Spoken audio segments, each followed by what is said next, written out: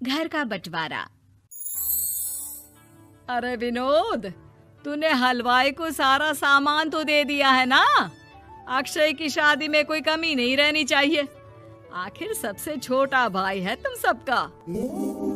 हाँ माँ, आप चिंता मत करो, मैं पूरा ध्यान रखूंगा। मंगल बेटा, तूने तो कहा था कि फूल का ऑर्डर दे दिया है, यहाँ तो फूल पहुँचे ही नहीं। अब क्या बहू की विदाई के बाद फूल आएंगे? माँ, मैंने अभी बात की है फूल वाले से, वो रास्ते में ही है। आप किशोर भैया से क्यों नहीं कहती कुछ करने को? किशोर पहले ही मेरे बताए काम कर रहा है। पास के सभी रिश्तेदारों और मोहल्ले वालों को कार्ड वही तो देकर आया था। रिसेप्शन के लिए हॉल भी उसी ने बुक किया था। टेंट कुर्सी वालों को भी तो वही देख रहा है। पर कई मोहल्ले वाले तो हमारे भरे पूरे परिवार से जलते भी हैं। उन्हें बुलाने की क्या जरूरत थी? बेटा, शादी ब्याह में तो बुलाना ही पड़ता है, नहीं तो लोग क्या कहेंगे। दादी दादी देखो ना, हलवाई अंकल हमें लड्डू नहीं दे रहे, आप इनको डांटो ना। अरे चैन सुख दे देना बच्चों को लड्डू, क्यों तंग कर रहा है इन्हें? बीबी जी, मैं कहाँ मना कर रहा हूँ, लेकिन लड्डू बनते ही ये बच्चे उठा उठा कर खा लेते हैं। अरे मैं तो इन्हें थाल में रख के परोस भी नहीं पा रहा। भागो, अब कोल्ड ड्रिंक पीने चलते हैं। भागो भागो, अब कोल्ड ड्रिंक पीने चलते हैं। जैसे कि आप देख रहे हैं, आज इस घर के सबसे छोटे बेटे अक्षय की शादी है। घर में बहुत चहल पहल है। कुलभूषण की बीवी कमला को फुर्सत ही नहीं है कामों से, लेकिन कुलभूषण और घर के बाकी लोग कहाँ हैं? आइए देखते हैं।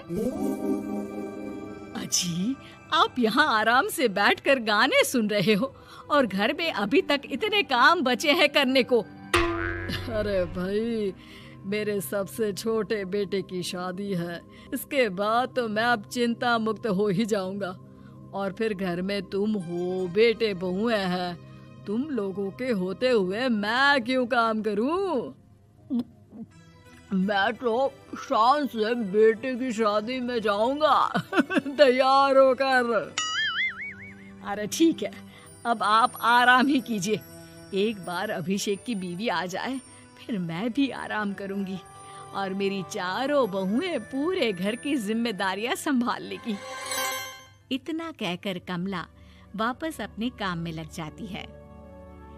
बेटा भी, तू अब तक तैयार नहीं हुआ? किससे बात कर रहा है फोन पर? तैयार कैसे हूँ?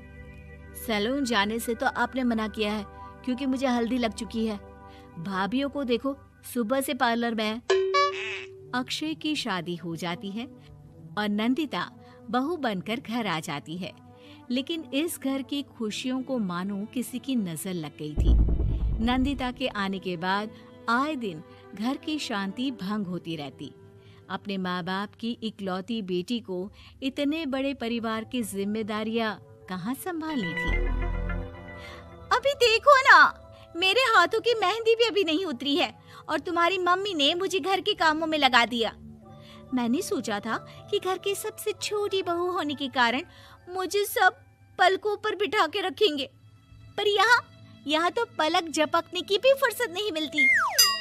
देखो नंदू, शादी के पहले ही मेरे घर वालों ने तुम्हें और तुम्हारे पेरेंट्स को बता दिया था कि मैं जॉइंट फैमिली में रहता हूँ, तो फिर अब ये शिकायत क्यों? और फिर तुमसे पहले मेरी भाभी भी तो आई थी शादी करके, उन्होंने तो कभी कुछ नहीं कहा। नंदिता तब तो चुप हो जाती है, लेकिन ऐसा बहुत दिनों तक नहीं चलता। अरे नंदिता, माँ बाबूजी की दवाई का टाइम हो गया है, उन्हें दवाई थी आओ, और उसके बाद सबके लिए नाश्ता बना देना। पर भाभी, मैं तो अभी अपना फेवरेट सीरियल देख रही हूँ, प्लीज मेरी जगह आप कर लो ना ये काम। ठीक है, मैं तेरी जगह माँ बाबूजी को दवाई दे आती हूँ और नाश्ता बना लेती हूँ। तू मेरी जगह पूरे घर की डस्टिंग करके पांचों बच्चों को स्कूल के लिए तैयार करके भेज देना और दोपहर का खाना बनाने के बाद कपड़े धोकर सुखा देना। उसके बाद हम दोनों मिलकर बाजार जाकर सब्जी ले आएंगे, फिर डिनर की तैयारी कर लेंगे और उसके बाद बस बस भाभी, मैं माँ बाबूजी को दवाई देकर सबके लिए नाश्ता बना देती हूँ। ये भगवान, ये कहाँ लाकर फंसा दिया मुझे। मेरे घर में तो गिनती की 8 रोटियां और 2 सब्जी बनती थी और नाश्ता निपट जाता था। यहाँ तो रोटियों का ढेर और सब्जियां बड़े बड़े पतीलों में बनानी पड़ती है। नाश्ता बनते बनते लंच का टाइम हो जाता है और लंच बनते बनते डिनर का। अभी मुझ में तुम्हारे पूरे परिवार का नखरा उठाने की और ताकत नहीं बची। मैं ऐसे नहीं रह सकती। अरे तो क्या चाहती हो तुम? मुझे अलग रहना है बस। तो ठीक है, हम कल ही शिफ्ट हो जाएंगे किराए के घर में। इतना बड़ा घर होते हुए हम किराए पे क्यों रहेंगे? ना जी ना, घर में ही दीवार खड़ी करो अपने हिस्से के आगे। घर के साथ साथ घर की खुशियों में भी दीवार खींच जाती है। ऐसे ही कई महीने बीत जाते हैं और नंदिता माँ बन जाती है। बच्चे के आने से अभिषेक के कंधों पर खर्चों का बोझ आ पड़ता है।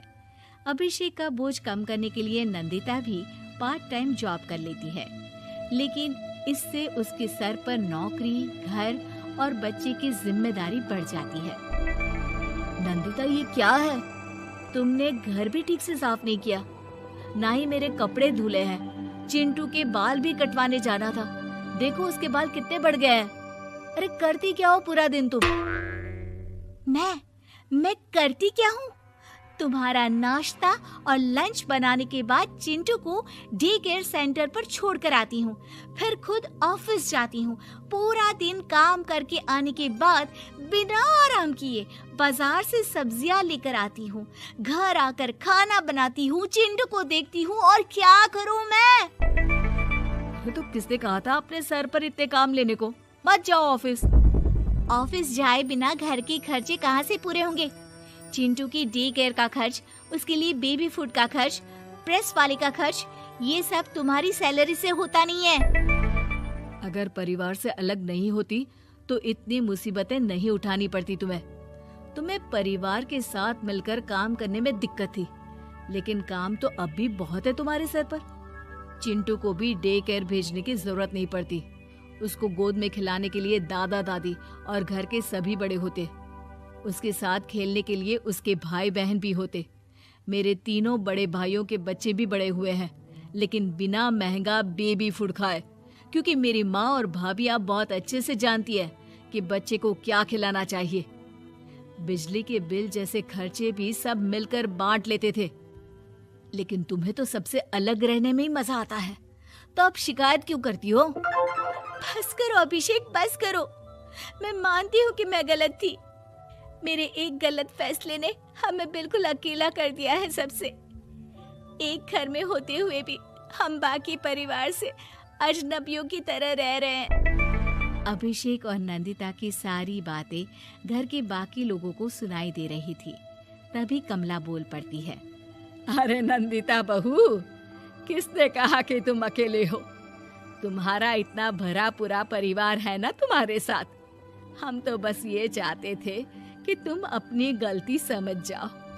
अगर हम तुम्हें समझाते तो शायद तुम ना समझती, लेकिन अपनी गलती का एहसास तुम्हें खुद हो गया है, तो अब तुम समझ चुकी हो परिवार में एक साथ रहने का मोल क्या होता है। मम्मी जी, मुझे माफ कर दीजिए, अब ऐसा दोबारा कभी नहीं होगा। अरे माफी बाद में, पहले मेरा पोता जरा मेरी गोद में तो दे, और तू जाकर सबके लिए चाय बना ला।